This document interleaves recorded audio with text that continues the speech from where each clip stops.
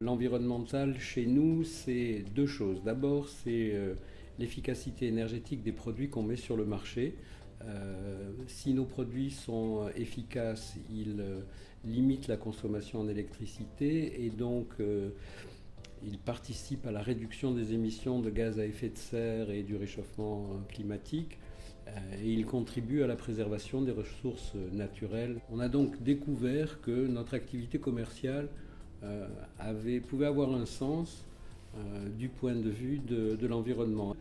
Et donc cette dimension environnementale, elle repose en premier sur cette maîtrise de la demande en électricité et également l'effort que nous faisons et la démarche que nous avons entrepris depuis quelques années d'éco-concevoir nos produits de manière là encore à ce qu'au niveau de nos fabrications, de nos produits et de la production que nous mettons sur le marché, on puisse essayer d'optimiser les consommations énergétiques à tous les stades du cycle de vie d'un produit.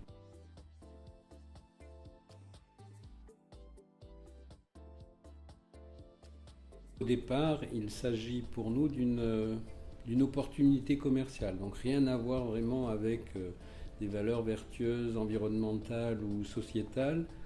Euh, L'idée, c'est de mettre sur le marché des luminaires à haute efficacité énergétique. L'entreprise doit croître, elle doit générer du profit, elle doit pouvoir investir et se développer pour demain. Nous, aujourd'hui, on considère qu'il ne faut pas s'intéresser à la crise. C'est trop facile de rendre la crise responsable. Nous agissons pour que l'entreprise soit toujours présente demain, en bonne santé économique.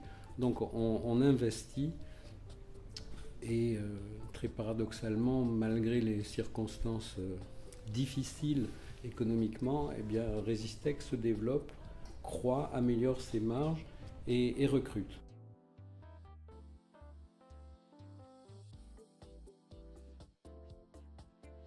Le troisième pilier, c'est le pilier social et sociétal. Et de ce point de vue-là, même si c'est celui sur lequel nous nous sommes investis le plus récemment, mais il fallait être vertueux et donc toucher les trois piliers du développement durable. Le social et sociétal, pour nous avant tout, c'est de la prise en considération, le respect et le bien-être de nos collaborateurs. En tant que chef d'entreprise, je suis convaincu que si les collaborateurs sont motivés, épanouis, impliqués, engagés, parce que ce mot chez nous devient très important, on ne peut pas atteindre de bons résultats économiques aujourd'hui sans les salariés. À telle enseigne d'ailleurs qu'aujourd'hui chez nous, le salarié est prioritisé par rapport au client.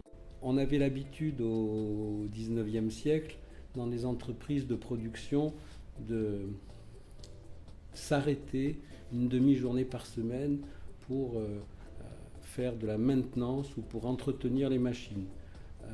Aujourd'hui, nos machines, notre capital, c'est notre capital humain. Ce sont nos salariés qui constituent véritablement nos forces vives.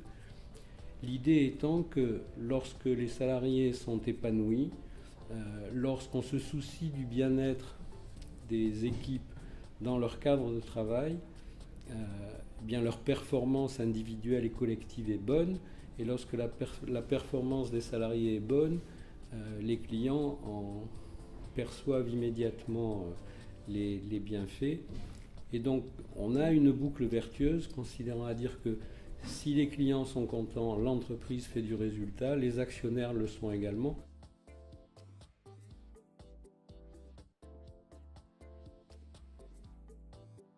Je pense que le résultat n'est pas quelque chose vers lequel on doit se crisper ou se tendre, mais de s'occuper de mettre en place les moyens de la réussite. Si on se focalise, si on met tous ses efforts sur les moyens, le résultat vient tout seul. Comme si tout d'un coup la valeur